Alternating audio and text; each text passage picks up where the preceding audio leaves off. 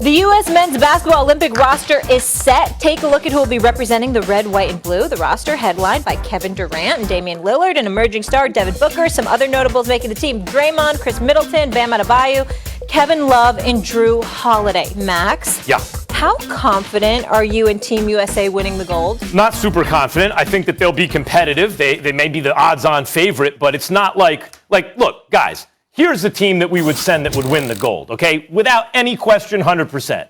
Here's a starting five. You tell me where I'm telling any lies. Steph, Harden, LeBron, KD, Kawhi. Mm-hmm. There's no way to beat that team. By the way, Damian Lillard and AD off the bench. It would crush everybody. And that's what we used to do when we finally started sending our pros. We're like, look at us, we're the best in the world. And then in '88, we sent, Charles Smith and Stacey Augmon and Dan Marley, good players, but not our very best players. And we lose. Then we got serious and made a dream team. And then again in '04, Okafor and Steph Marbury and Sean Marion, nice players, but in their day they were good, but that wasn't our best squad, and we lose. Now, I get it. Guys are aging.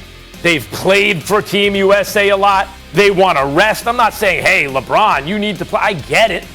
But this is what happens when you start sending your kind of third-tier team. You could wind up losing. This is the kind of team that can lose in the Olympics.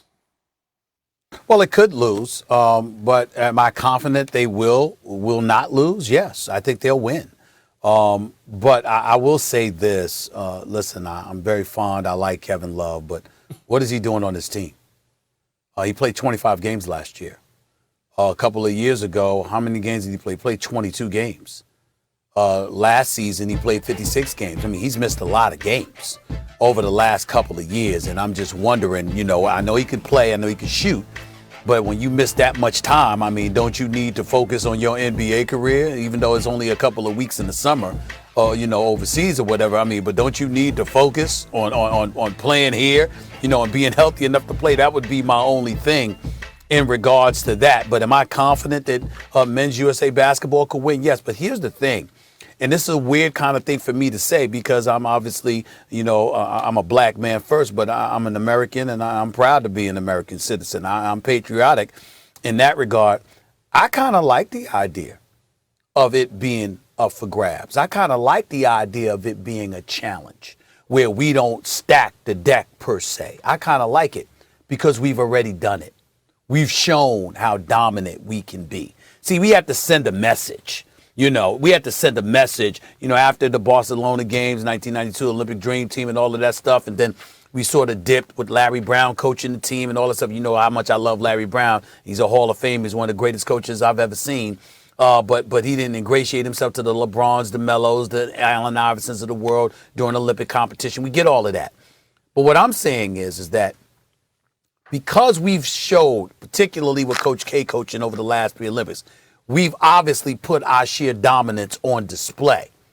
I have no problem with it being up for grabs with some of the secondary stars or even lesser in the NBA representing Team USA and going and competing against teams in Europe, because we already know, the world knows, if we send our best, there's no competition. We've established that reality, and now that we've done that, there's nothing wrong with giving others shine and seeing what they bring to the table. Well, I mean, I hear you, except that remember what it feels like when we actually win a bronze. That's not a good feeling.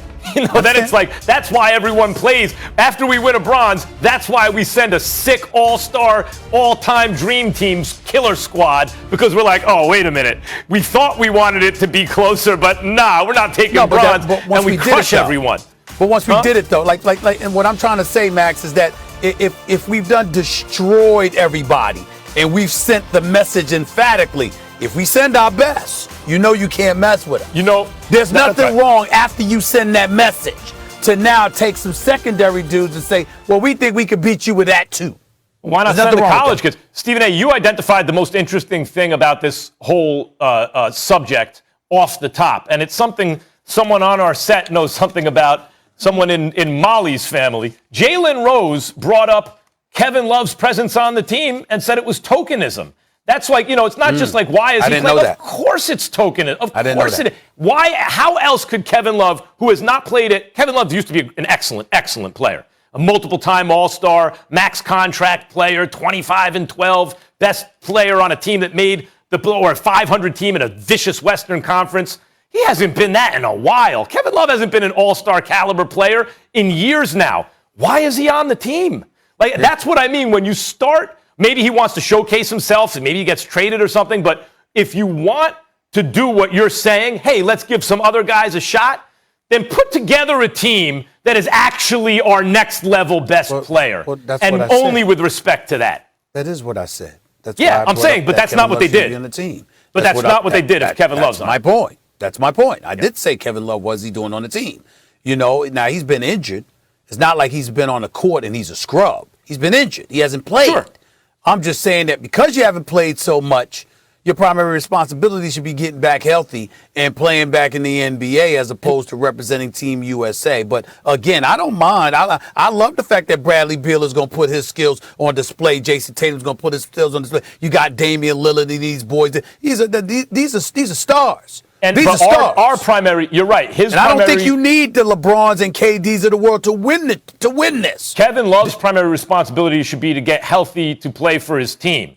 And Team USA's primary responsibility, putting the team together, should be to get to whether or not LeBron goes or the very, very best players go, to put a team together that they think will win, not worry about getting one white dude on the team to make sure there's some representation. And I totally agree with Jalen about that. Yeah. They might get their butts kicked down low, dude. That's what I'm intrigued by Team USA as well, because we don't have any bigs, really. Bam Adebayo is not that big. Draymond Green is not a true big. Now, these are elite defenders. They can do some things, but them big boys in Europe, they put that meat, Jokic. They put that pork on them and lean on them a little bit. It might be a little bit different. Now, you got three-point shooters on this team to match the three-point shooters that are out there in Europe, and they can wreak havoc, and I get that. But size could be a factor, and I'm intrigued by what I'm going to see from Team USA. I like it, though. I really like it. All right, we'll leave it there, guys. When we come back, Scottie Pippen going scorched earth on Kevin Durant and Ben Simmons. His blunt takes on both